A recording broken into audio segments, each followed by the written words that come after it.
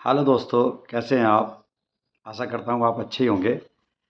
देखिए, अभी पिछले दिनों जे एंड के में पहलगाम में आतंकवादियों द्वारा एक बहुत कायरतापूर्ण हमला किया गया। जो निर्दोष हमारे जो पर्यटक थे, उनके ऊपर बिना मतलब धर्म पूछ के गोलियां चलाई गई, जो कि बहुत एक कायरतापूर्ण निंदनीय कार्य है।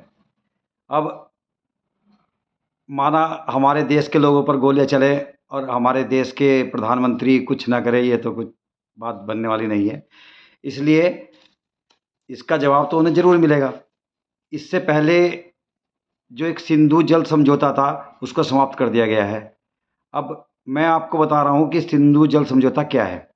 जब 1947 में भारत और पाकिस्तान अलग हुए थे, तो काफ़ी दिनों तक जल विवाद चलता रहा, जिसमें पानी के बंटवारे को लेकर हमेशा दोनों देश अपना अपना दावा प्रस्तुत करते रहे। तो इस विवाद को निपटाने के लिए विश्व बैंक की मध्यस्थता से एक 19 सितंबर 1960 को एक समझौता हुआ, जो कि रावलपिंडी में भारत के तत्कालीन प्रधानमंत्री जवाहरलाल नेहरू और वहाँ के तत्कालीन जो राष्ट्रपति थे, उनके बीच रावलपिंडी में एक समझौता हुआ। उस समझौते का उसमें सिंधु जल समझौता मेन था।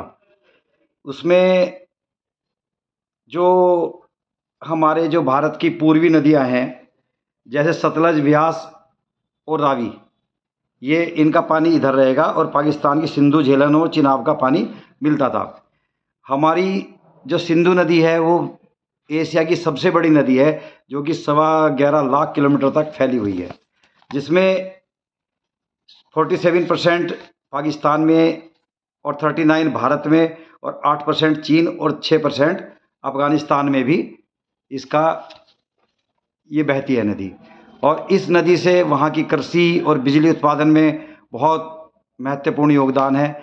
अगर सिंधु समझौता रद्द कर दिया जाता है और पाकिस्तान को पानी नहीं मिलता है, तो पाकिस्तान की स्थिति दयनीय हो जाएगी। ये भी एक बहुत बड़ी चोट होगी, क्योंकि पाकिस्तान हमारा पड़ोसी देश है, लेकिन उसने कभी भी हमारे साथ सही व्यवहार नहीं किया है।